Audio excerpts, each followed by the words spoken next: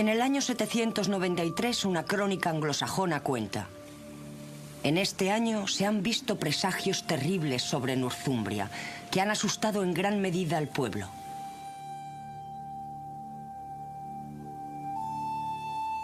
Consisten en enormes torbellinos, relámpagos de luz y fogosos dragones voladores.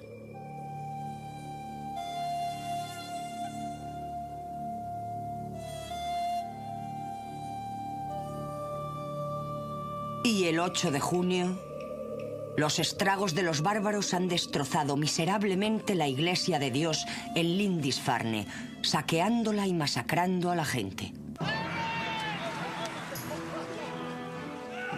La era vikinga había irrumpido en la historia.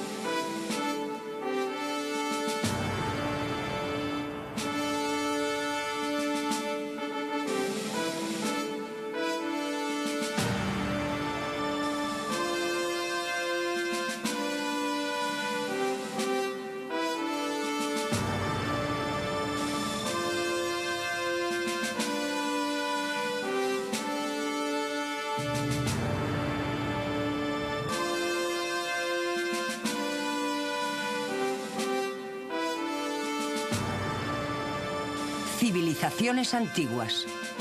Los vikingos.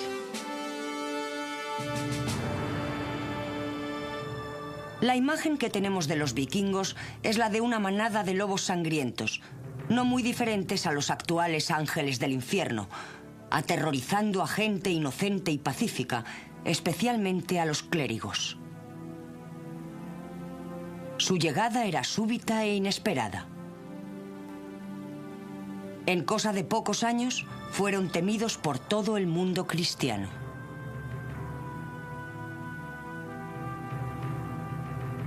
No pasó mucho tiempo antes de que los nombres de sus lugares de procedencia, daneses, escandinavos, noruegos o norteños, se convirtieran en simples sinónimos de la palabra pirata.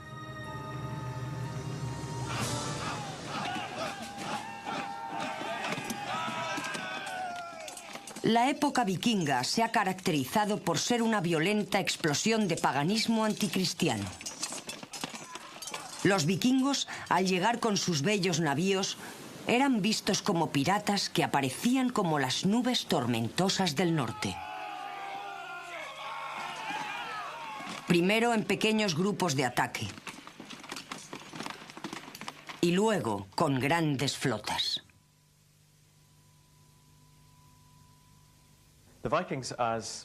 Los vikingos, tal y como los conocemos, venían de una zona de la Europa del Norte, Escandinavia, conocida como Noruega, Suecia y Jutlandia, que es la parte septentrional de Dinamarca. Aunque recibían diversos nombres, eran conocidos colectivamente como vikingos. En el año 789, Bothehard, juez del rey Brythig de Essex, se apresuró a ir con un pequeño grupo de compañeros a Portland, en la costa sur de Inglaterra. Investigaba 3 barcos sospechosos que se suponía eran mercantes.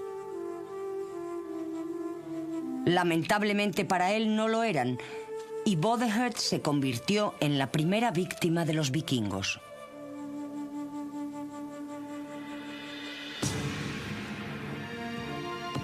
Los extranjeros le mataron a él y a sus compañeros.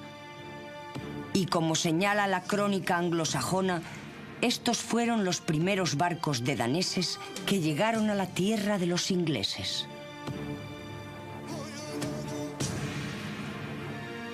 Tras este primer y amenazador encuentro, Durante 4 años no se vuelve a oír hablar de los extranjeros bárbaros del norte. Más tarde irrumpen impetuosamente, sacudiendo a la cristiandad desde sus raíces con el saqueo de Lindisfarne, la Isla Santa.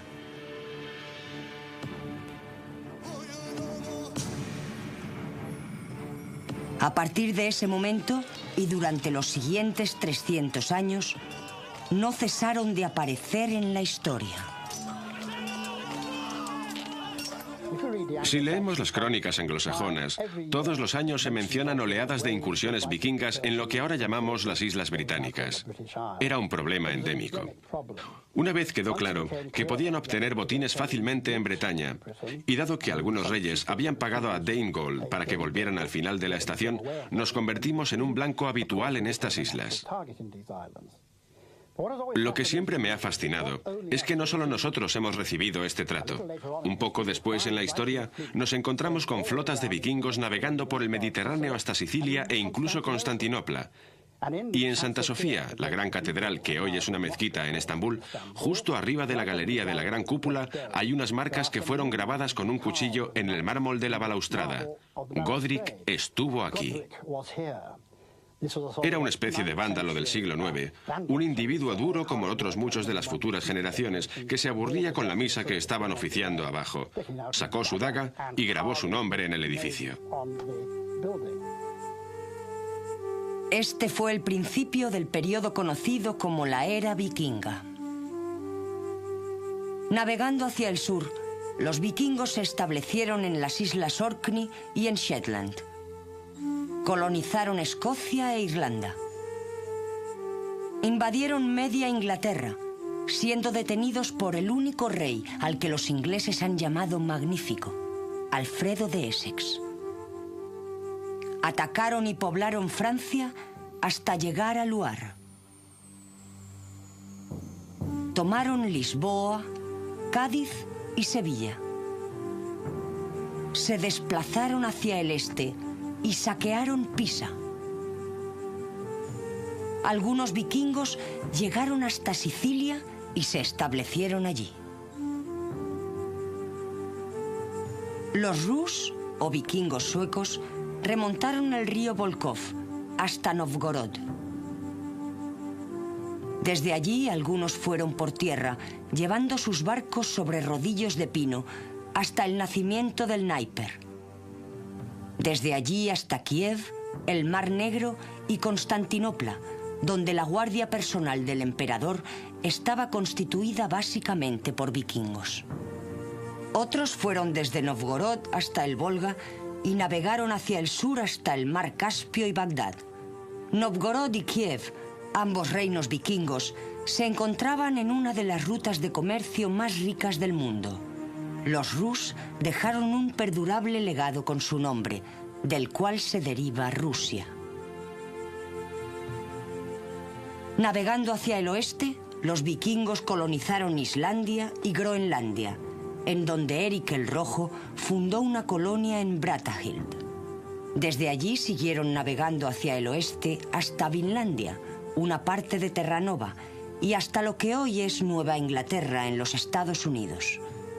Esto fue hacia el año 1000, 5 siglos antes de que Colón descubriera América.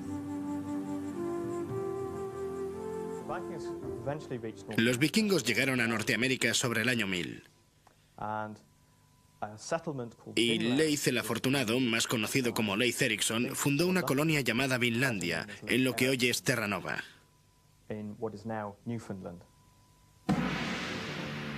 Las incursiones de los vikingos aterrorizaban a la cristiandad. Algunos creían que la rapidez con la que llegaban y se marchaban era imposible sin una ayuda demoníaca. De este modo, a su creciente reputación de brutalidad salvaje, se añadió una misteriosa aura de magia que hasta cierto punto persiste incluso hoy. ¿Se merecen esa reputación de banda de desalmados que iban por el mar interesándose solo por los botines fáciles y el pillaje? Indudablemente los vikingos eran violentos y brutales, y no se puede negar que les atraían los fáciles botines del comercio costero y los monasterios cristianos. Pero era una época violenta. Y Europa todavía estaba fragmentada tras la caída del Imperio Romano Occidental, dividida por luchas políticas y acosada por la creciente presión de los musulmanes del norte de África. En cierto modo, los vikingos no fueron menos violentos que sus contemporáneos. En el siglo VIII, el Imperio Carolingio de Europa Occidental y el Imperio de Inglaterra se habían hecho relativamente seguros. También se habían hecho muy ricos, y estas zonas ofrecían buenas ganancias a los salteadores que no estaban bajo el control directo de la cristiandad. En realidad, Europa estaba amenazada desde tres direcciones principales. Al sur estaban los sarracenos que partieron desde África del Norte, subiendo por la península ibérica. Estos establecieron bases en el sur de Italia y en el sur de Francia. Al este se encontraban los magiares, un grupo de escandinavos que había establecido su base en lo alto de la llanura húngara. Empezaron a saquear tan pronto como llegaron allí. Al norte y al oeste estaban los vikingos, que lanzaron sus ataques marítimos contra estos territorios. Paradójicamente, los escandinavos ven este periodo como una edad de oro de expansión económica, que afectó profundamente a la herencia mercantil y artística de Europa. Los historiadores modernos han empezado a reevaluar el periodo, y hay quien lo ve como una explosión de energía que surgió de una de las pocas regiones estables de Europa en aquella época. La era vikinga se sitúa en el bien llamado Período Oscuro, del que tenemos pocos datos escritos, sobre todo de los vikingos. El mito se disfraza de realidad. La leyenda se presenta como hecho. Y las mejores historias son las menos fiables.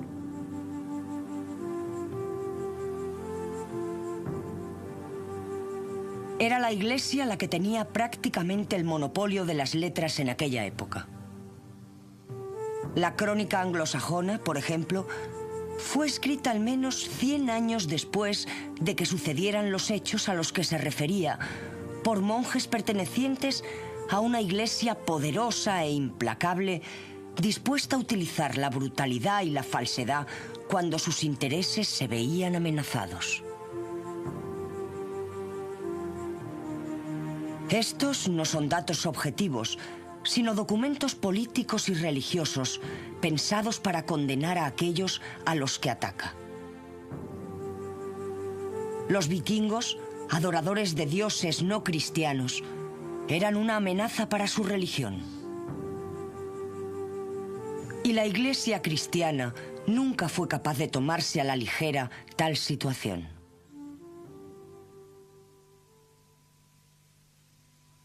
Otros vieron en los vikingos una amenaza económica y política.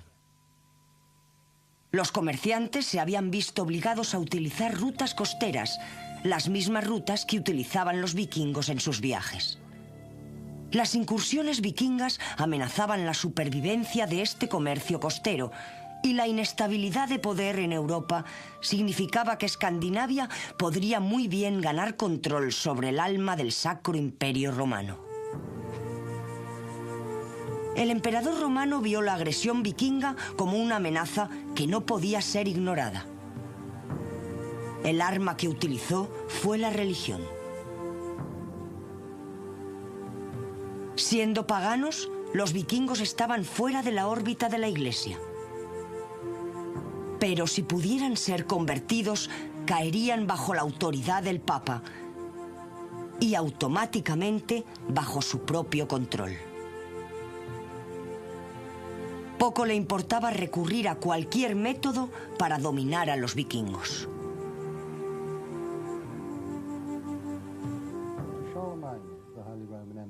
Para el Santo Emperador Romano, los vikingos suponían dos amenazas distintas, ambas muy serias. En primer lugar, suponían una amenaza económica. Dado que interceptaban las rutas comerciales por las cuales el Santo Emperador Romano mantenía el contacto y el comercio con otros pueblos, su violencia en esas rutas comerciales suponía una amenaza de grave interrupción económica del imperio y de la cristiandad, tal y como estaba establecida en aquella época. Pero los vikingos suponían una amenaza de otro tipo, la cual no era menos importante para el emperador. Quizá era más importante que la amenaza económica, y esa era la religión. Los vikingos eran paganos, no adoraban al Dios cristiano, y debido a ello, su sola existencia era una amenaza para el Santo Imperio Romano. Esto tuvo dos aspectos diferentes. Uno era la amenaza para la doctrina de la cristiandad, pero mucho más importante fue la amenaza para el poder político del emperador. Al ser paganos, estaban fuera de la autoridad de Roma y, por tanto, esencialmente, estaban fuera de su propia autoridad. El emperador pronto decidió que una manera de contrarrestar la amenaza vikinga no era necesariamente con un conflicto directo, sino convirtiéndolos. Fue a instigación suya que los misioneros cristianos empezaron su trabajo en las zonas vikingas.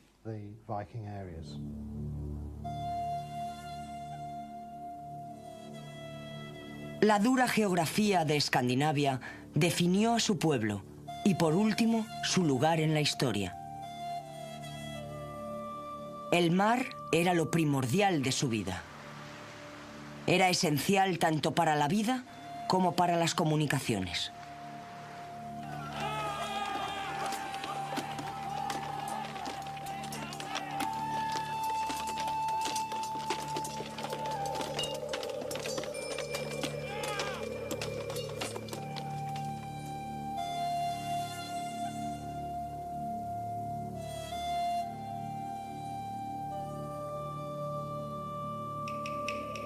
Tanto en Escandinavia como allí donde se establecían, la sociedad vikinga se basaba en una estructura social con tres estratos: los jarls, también llamados condes o guerreros; los carls o campesinos;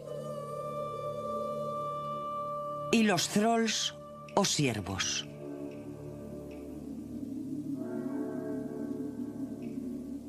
Los thralls eran la clase trabajadora de la sociedad y nunca eran libres, siendo más bien una propiedad como una vaca o un perro. Habitualmente los thralls se dedicaban a la guerra, la piratería o el comercio. La mayoría de ellos vivía en una sola choza estrecha hecha de madera o de hierba y arcilla, junto a sus familiares y los animales que poseyeran. Estos desafortunados miembros de la comunidad no tenían ningún dios que se ocupara de ellos, sino que estaban abandonados a su suerte tanto por los hombres como por los dioses. Pero en comparación con el trato que se daba a los esclavos de otros lugares de Europa, los vikingos parecen no haber sido demasiado duros con sus thralls, y existen datos de que consideraban enfermos a aquellos que maltrataban a sus esclavos. A los thralls también se les permitía tener posesiones y tiempo libre para trabajar en su propio provecho, y en circunstancias favorables podían comprar o ganarse su libertad.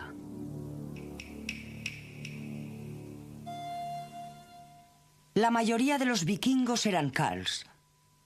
Su protector era Thor, el dios más venerado de todos los dioses vikingos. Los carls eran minifundistas y hombres libres, y abarcaban desde los indigentes hasta la gente de más poder y riqueza. Como hombres libres mantenían una sociedad basada en el parlamento para hacer las leyes. Podían también elegir reyes o decidir un cambio de religión, tal y como hicieron en Islandia en el año 1000.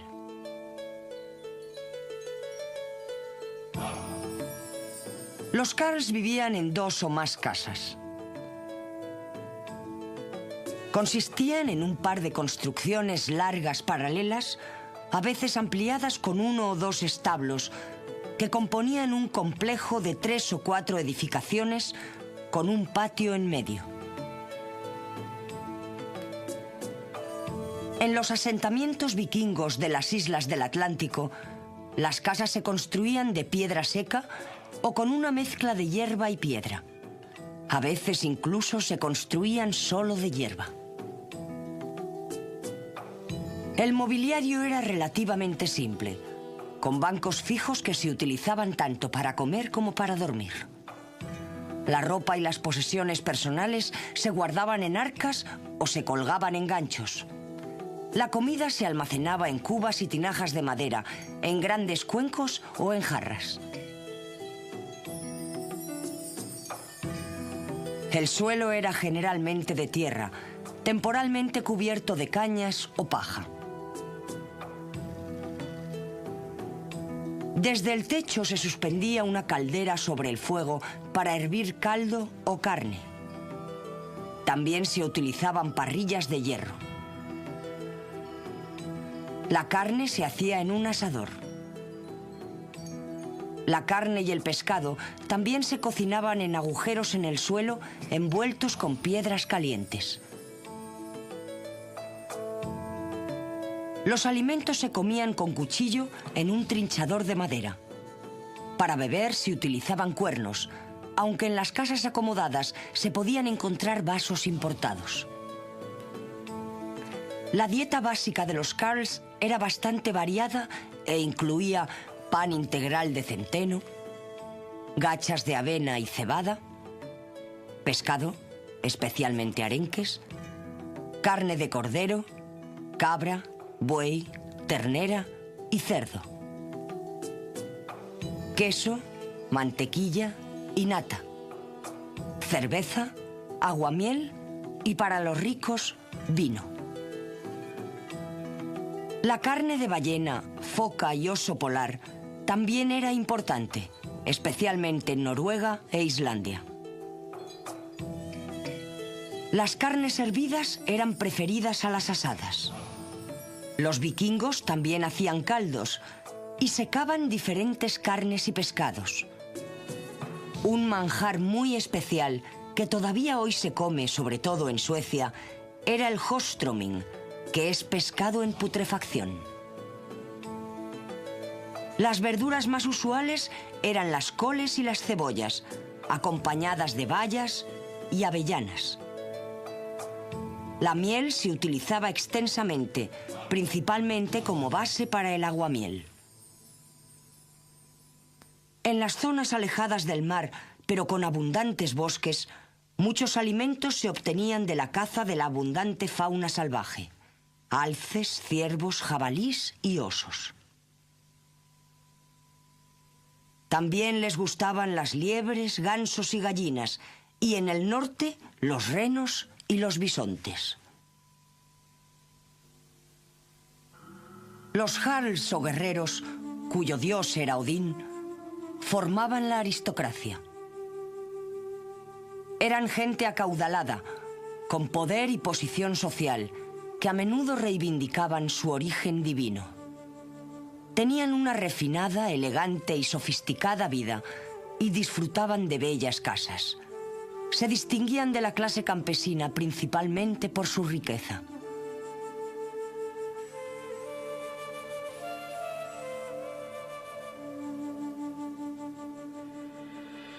Esto se hacía patente por la cantidad de seguidores, joyas, barcos y propiedades.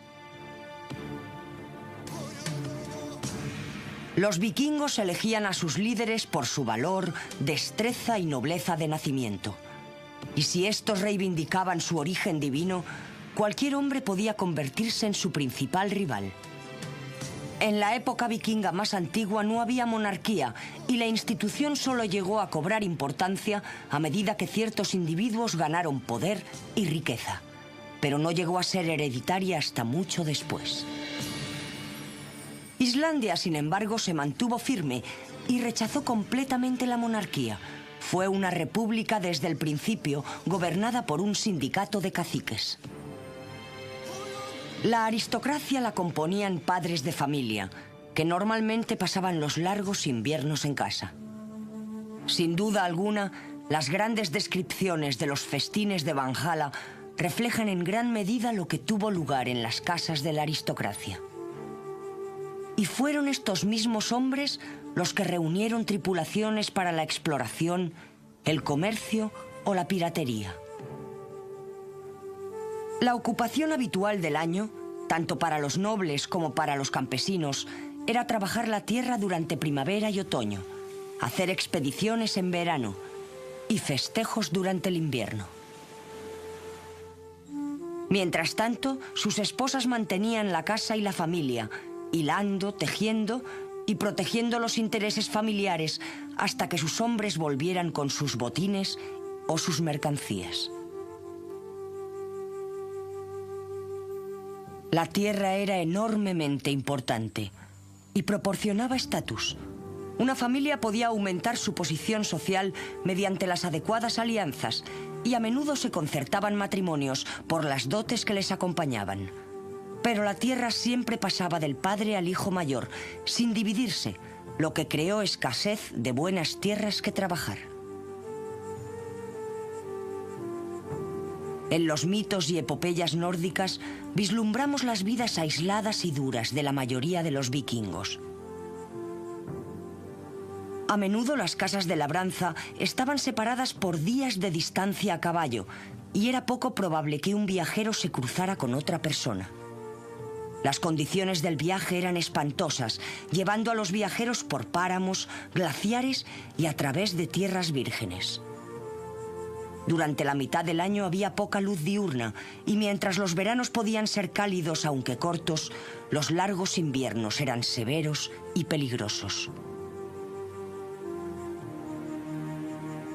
La necesidad de recursos y la escasez de tierra en muchos lugares significaba que la mayoría de los agricultores tenían que completar su alimentación con el mar. A menudo se les describe como agricultores con botes o como marinos con casas de labranza. Para explicar el éxodo escandinavo se han dado diferentes razones. En primer lugar estaba la necesidad de tierras. Esto se vio agudizado por el sistema vikingo de herencia, por el cual el primer hijo lo heredaba todo. Así que los hijos más jóvenes tenían que partir en busca de otros medios de subsistencia. En segundo lugar, en Noruega había una dura guerra dinástica interna, especialmente cuando Harald Feinherr, el de los cabellos hermosos, tomó el control. Esto dio como resultado que todos los vikingos se marcharan y condujo directamente a la formación de las colonias de Islandia.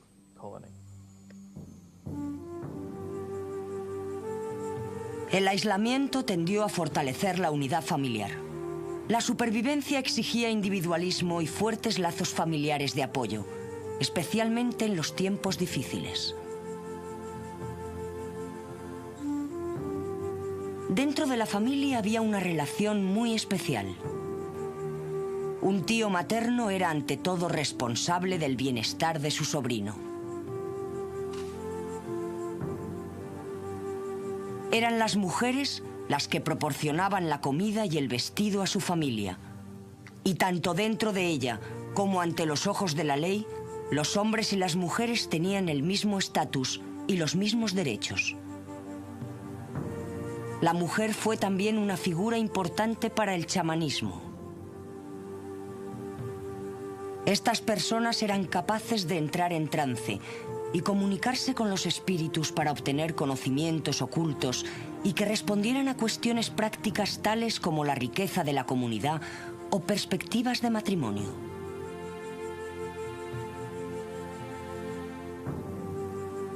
La amistad era de vital importancia. Al igual que ocurría con la familia, la supervivencia podía depender de los fuertes lazos con los demás.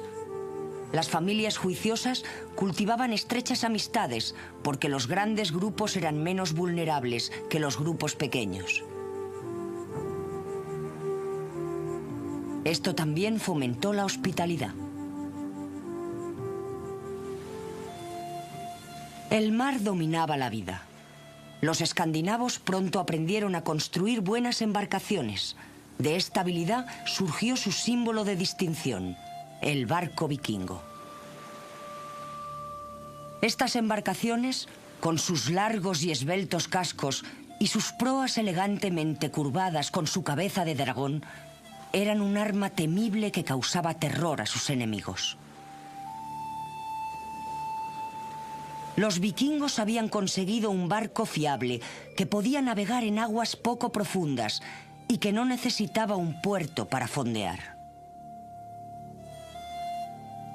Su construcción les permitía utilizar cualquier playa como puerto y maniobrar en aguas no aptas para la mayoría de los demás navíos europeos de la época.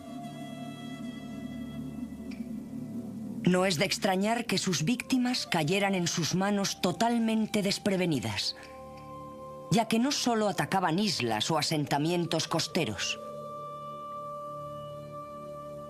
Podían navegar río arriba para dirigirse a ciudades ricas y monasterios. Navegaron por el Támesis, el Shannon, el Loire y el Rin. Es más, estos bólidos del mar no solo les permitieron atacar sin previo aviso, sino que eran lo suficientemente manejables como para permitir una rápida huida en caso de que fuera necesario.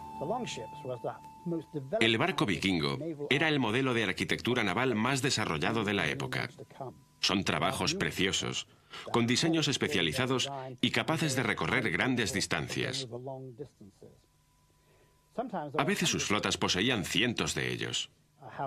De las flotas que invadieron la costa nororiental en el año 1066, durante la primera fase de la batalla de Hastings, dijeron los cronistas que había unos 250 barcos, de modo que estas flotas podían ser muy grandes. Tuvieron lugar una o dos grandes batallas navales en este periodo, especialmente cuando el rey Alfredo de Winchester y Essex empezó a formar una flota que era capaz de encontrarse con los vikingos en alta mar, y sabemos que ganó uno o dos combates muy duros contra ellos.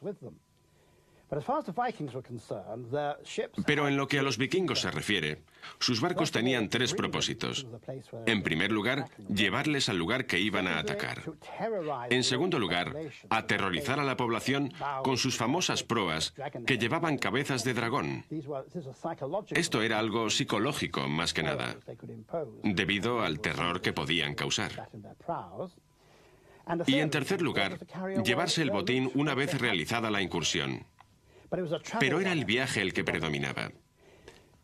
En mi opinión, los primeros que tuvieron esta urgencia de explorar, de sobrepasar los horizontes conocidos por el hombre, fueron los vikingos de aquella época. A pesar de sus notables viajes, los vikingos preferían quedarse cerca de la costa. Los alimentos tenían que cocinarse en tierra. En el mar, la tripulación subsistía a base de carne o pescado seco. Había poco espacio cubierto a bordo y dormían en sacos confeccionados con cuero. Cuando era posible, preferían acampar en tierra y pasar la noche en el relativo lujo de una tienda de campaña. La navegación en mar abierto era muy arriesgada, pero la mayoría de los timoneles vikingos tenían suficientes conocimientos de astronomía como para poder navegar a lo largo de una latitud.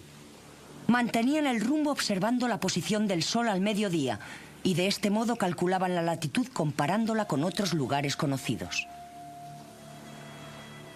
Los vikingos eran agricultores, comerciantes y marinos, así como aventureros, filibusteros y piratas. Tenían una tradición artística propia que competía con cualquiera de las europeas de la época. A los vikingos les encantaban los ornamentos y tanto los hombres como las mujeres se acicalaban y decoraban sus ropajes con elaborados alfileres, brazaletes y anillos.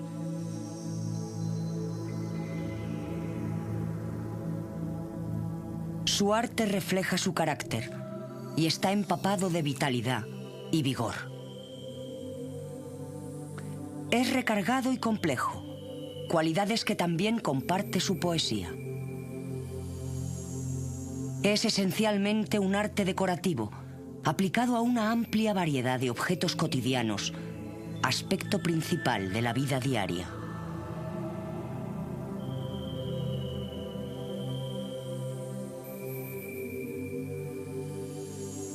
Dominan las formas estilizadas de animales, desde representaciones muy naturalistas a complejas formas abstractas.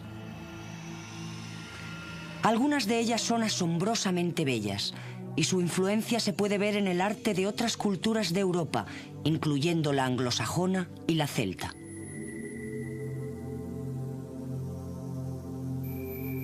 Cualquier cosa podía adornarse, y los objetos decorados con filigrana de oro y su típica granulación nos muestran la destreza que tenían algunos de estos artesanos nórdicos. El arte vikingo es una de las formas de arte más inconfundibles del mundo. Es vibrante, es rico, es energético, es emocionante. Podríamos decir también, en algunos casos, que es ostentoso. Y los vikingos, conocidos por su austera actitud ante la vida, su austera religión, parecen verter todas sus energías positivas en el arte. Y parte de él es realmente notable. Los vikingos decoraban absolutamente todo. Cualquier cosa que tuviera superficie podía ser decorada. Vestidos, barcos, mesas, alacenas, absolutamente todo. Y todavía quedan algunos ejemplos increíblemente bellos del arte vikingo en los muros de las iglesias, por ejemplo. Y tallas muy bellas.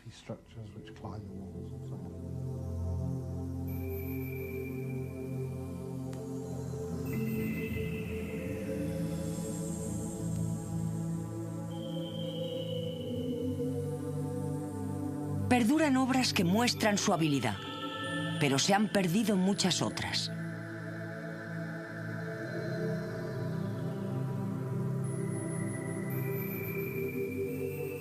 En su arte y su decoración, los vikingos nos revelan un lado ostentoso, incluso deslumbrante de su naturaleza, que está algo reñido con su reputación.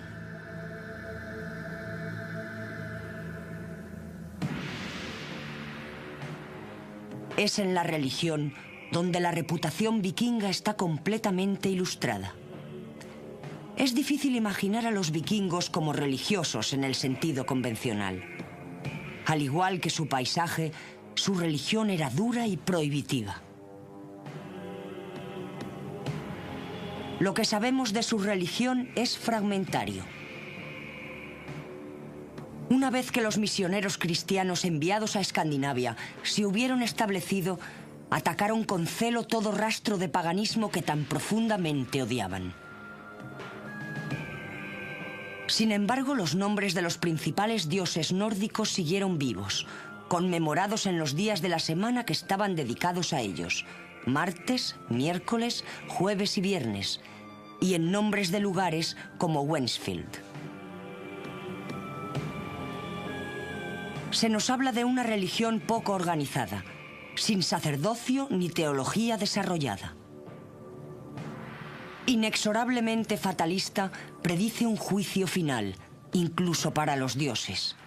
A diferencia de los mitos cristianos, el bien no triunfaba inevitablemente, sino que tiene que encontrarse con su juicio final.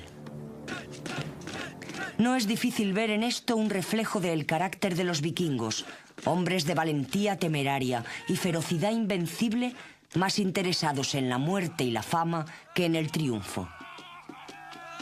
Su mitología está basada en un respeto inequívoco por la violencia, casi como un fin en sí mismo.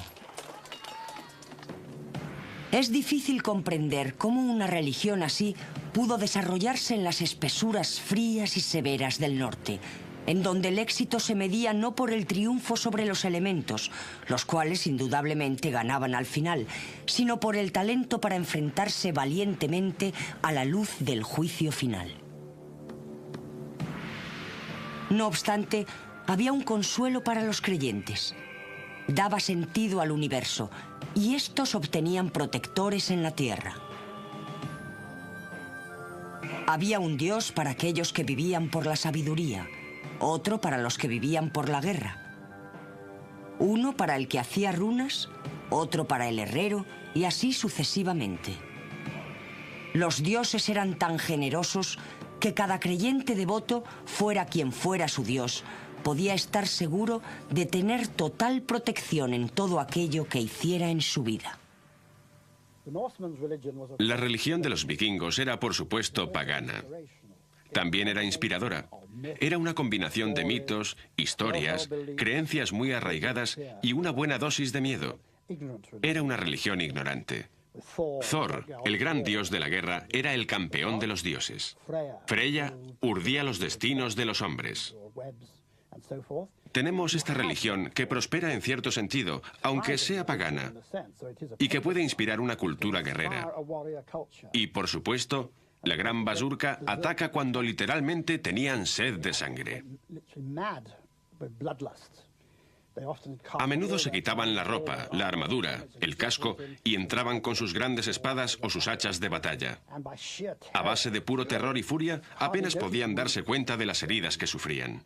Y eso es lo que les hacía tan diferentes, pues creían, al igual que los japoneses en la Segunda Guerra Mundial, que el guerrero que moría en combate iba directamente al cielo o Valhalla, en donde había un festejo interminable en presencia de los dioses para los guerreros valientes que habían aportado su contribución allí abajo. Junto a Thor, el dios nórdico más conocido de todos, está Odín, el tenebroso y colérico padre de todos, señor de las orcas y patrón de la aristocracia vikinga. En la mitología vikinga, Odín era el dios supremo, el dios padre, un dios complejo que exigía sacrificios humanos. Tuvo alrededor de 170 nombres distintos, incluyendo Señor de las Orcas, Señor de los Caídos, Todo Conocimiento y el Dios de un Ojo. Era el dios de la batalla, de la victoria, de la astucia y de la muerte. Era el dios vikingo por excelencia. Aunque Odín era el dios principal, no era de ningún modo el más venerado. Ese honor le corresponde a Thor, el dios del trueno, del que tomaron el nombre del jueves. Gobernaba los truenos y los rayos, los vientos y las lluvias, el buen tiempo y las cosechas. Dios del cielo, de las tormentas, maestro de los relámpagos. Era una enorme figura pelirroja que recorría los cielos en un carro tirado por 2 cabras sagradas. Era un dios práctico y venerado por la gente corriente. En los templos en los que él y Frey eran adorados conjuntamente, era Thor el que siempre se situaba en el centro, en el lugar de honor. De alguna manera, es difícil decir cuál fue el legado de los vikingos. Aparecieron y desaparecieron muy rápidamente en la historia. Y en esta explosión de energía tan corta pero tan intensa, entraron en la historia para salir enseguida.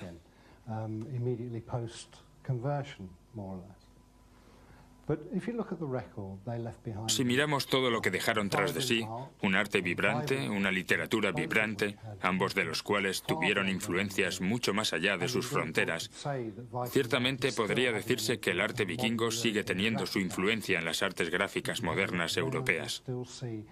Si miramos a nuestro alrededor, seguiremos viendo la influencia de las formas animales vikingas. De modo que sigue ahí. Además de esto, una de las cosas que a menudo se pasa por alto sobre los vikingos es su comercio. Bien, no solo hicieron incursiones y se establecieron, sino que también abrieron un enorme sistema mercantil por todo el mundo de aquella época. Además, nos han dejado mitos heroicos que todavía tienen su influencia en nuestras propias literaturas y leyendas heroicas. Y yo creo que, en ese sentido, el mundo hubiera sido un lugar mucho más pobre si los vikingos no hubieran existido. Puede parecer un legado escaso, pero yo creo que es un legado especialmente importante. Simplemente esa imagen del héroe, el héroe conquistador, saliendo y oponiéndose a los elementos y triunfando. La llegada del cristianismo coincidió con un desmoronamiento vikingo. El miedo a este pueblo fue disminuyendo a medida que abandonaron su forma de violencia y adoptaron las formas de brutalidad más familiares al resto de Europa. Aunque las rápidas incursiones continuaron durante algunos años, los monarcas escandinavos adoptaron gradualmente la utilización de grandes ejércitos de tierra y al final de su época habían dejado de ser vikingos en el sentido estricto. ¿Piratas o aventureros? En realidad los vikingos eran ambas cosas. Extendieron las fronteras del mundo conocido hacia el norte y el oeste y establecieron comunicaciones entre grandes distancias. Durante el proceso, introdujeron a países anteriormente aislados, como Irlanda, en un gran sistema mercantil mundial. Crearon nuevas formas de justicia y administración, incluyendo el sistema del jurado. En Islandia, los descendientes de los colonos vikingos originales dejaron una gran cantidad de literatura, considerada por algunos como uno de los mejores logros de la Europa medieval. Su arte influyó más allá de sus fronteras. En una explosión de energía que no se ha vuelto a repetir, los vikingos aportaron al mundo una ética heroica y un modo de vida que ha sido la envidia de las posteriores generaciones. Nos gusten o no, los vikingos enriquecieron al mundo con su presencia.